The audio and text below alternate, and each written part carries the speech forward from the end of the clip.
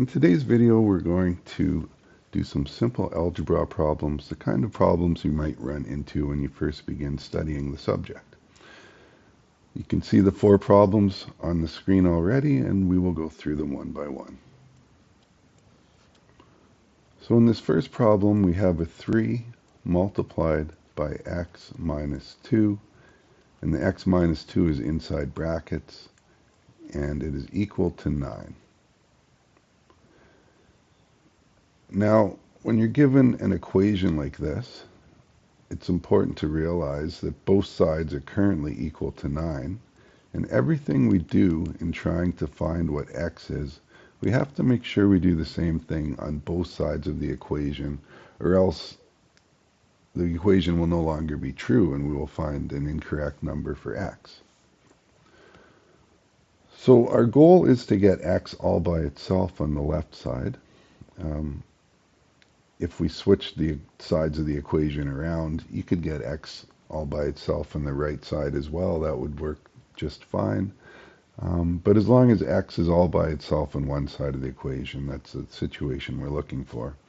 And a whole bunch of numbers end up in the other side, and they get added and subtracted and multiplied and divided. And whatever they end up being, that's the answer for x. Okay, so let's see what I mean here. We have a 3 and we have a 2 that gets subtracted, and we have to get rid of or handle both of these numbers so that just the x remains.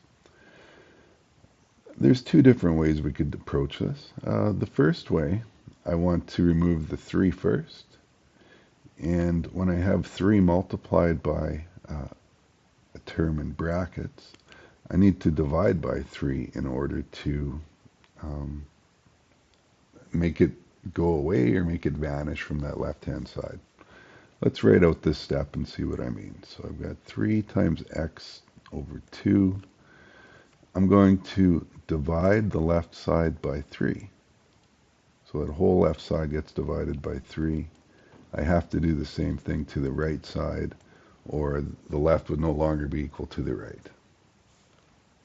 Okay. So when I have 3 times x minus 2 divided by 3, that's the same as just 1 x minus 2. So this 3 can be seen to cancel out with the 3 on the bottom. This 3 divided by 3 is 1, is another way to think of it. This leaves behind an x minus 2. And that 9 divided by 3 up here, that works out to be 3.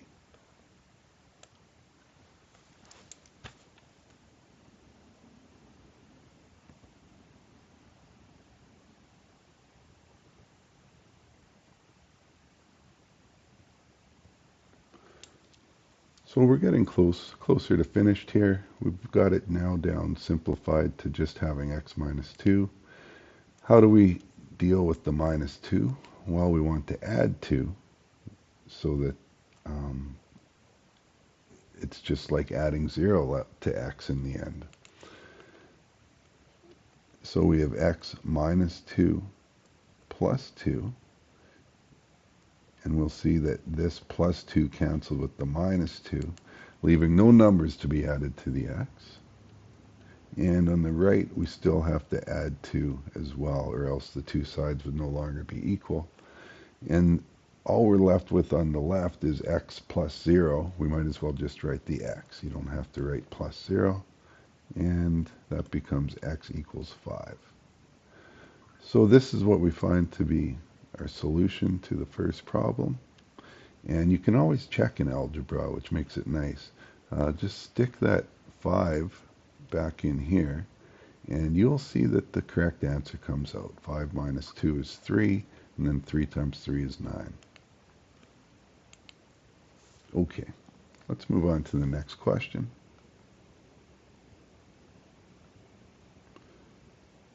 Five x plus 1 equals 2x plus 20.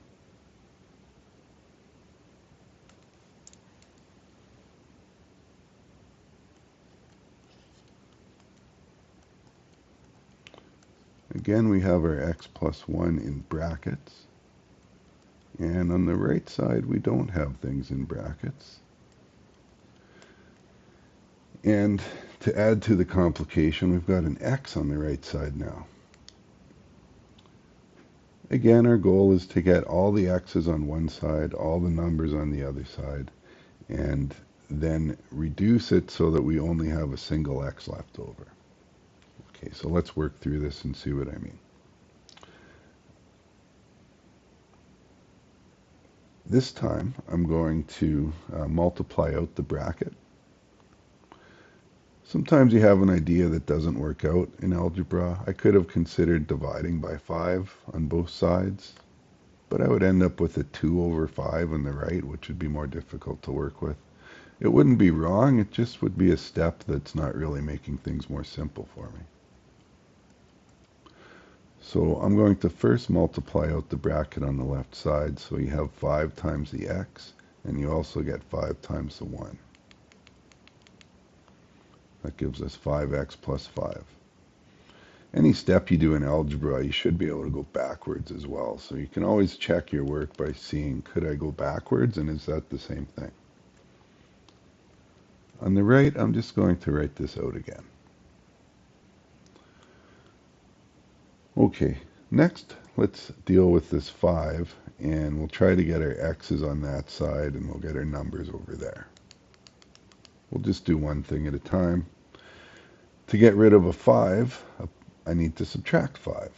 Okay, so 5x plus 5. If I subtract 5, that will cancel it out, just leaving 0 behind. I have to do the same thing over here. So that's 20. Subtract 5 here. And that just leaves a 5x equals 2x plus 15. Okay, now I've got x's on the left and x's on the right, and some numbers on the right. If I move these x's over here, I'll have all the x's on one side and all the numbers on the other side.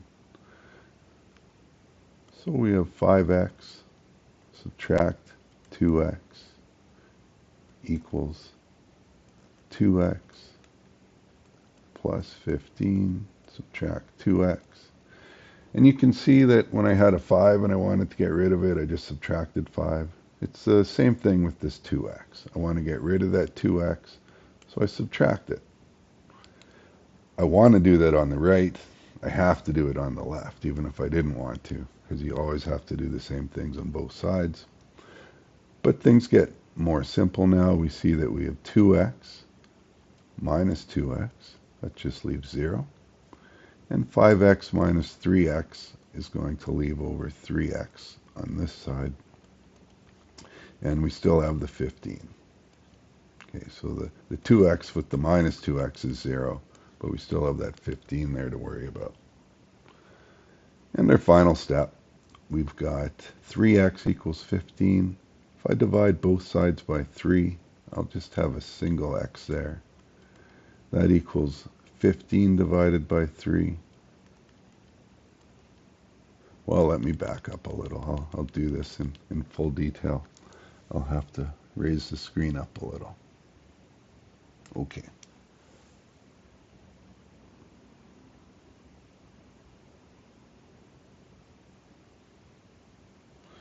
So let's divide both sides by 3. I think it's more simple to use a fraction for dividing than using the division symbol. I also don't use the x for multiplication because we use x's now as letters.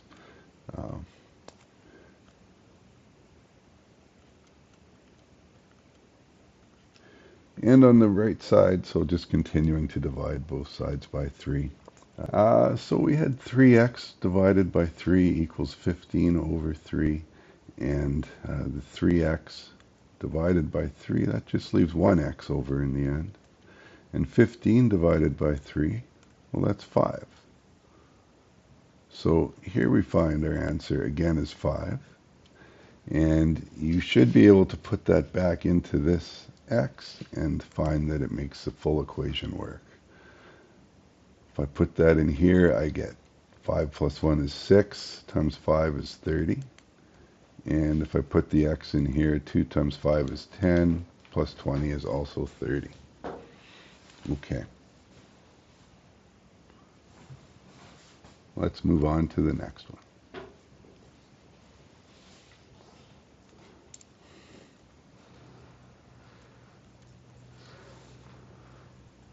Okay, this time we have 6n minus 4 equals 2 times n plus 8. Now this is similar to the last one in that we have a bracket on one side and not on the other. And another difference is that we've got an n instead of an x. That's fine. It doesn't actually matter which letter you use. It's just all the same rules. So let's just begin by multiplying out the bracket on the right. I'll leave the left side alone. And on the right we get 2 times n plus 2 times that 8, which is 16. Now we want to add 4 to both sides to get rid of that minus 4. If you'll allow me to go a little faster, I'm going to write out one less line. So 6n minus 4 plus 4 will just leave the 6n. And here I need to add an extra 4 now. So this leaves 2n plus 20. See, I added 4 to both sides.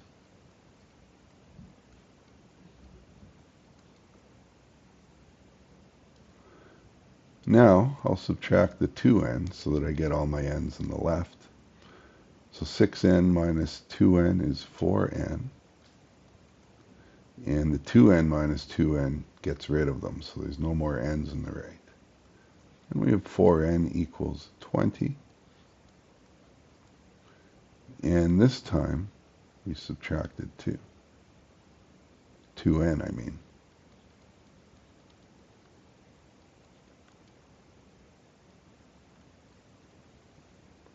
And as the final step, now we've got 4n, but we only want 1n. The way to deal with that is just divide by 4. So 4n divided by 4 is n. 20 divided by 4 is 5.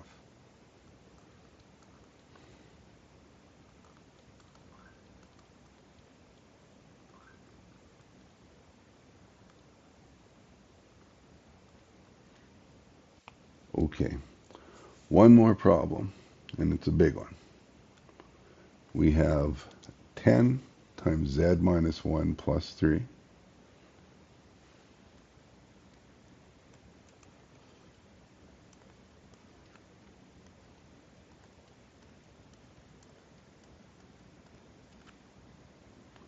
equals 4z plus 2 times z plus 5.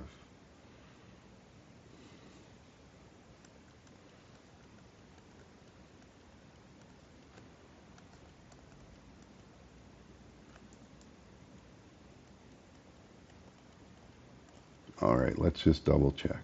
10z minus 1 plus 3, 4z plus 2z plus 5. Okay, now this one looks pretty long, but it's just all the same rules as we've done before. There's a little bit more stuff on both sides, but that's okay. And again, we've got a z instead of an x or an n, but it doesn't really matter which letter you use in algebra. It's just something that you don't know. You can use your favorite letter. It's nice to use a letter that doesn't look like a number, and notice I write my 2's with this little curl so I don't confuse them with my z's. So let's begin by multiplying out the brackets. 10z minus 10.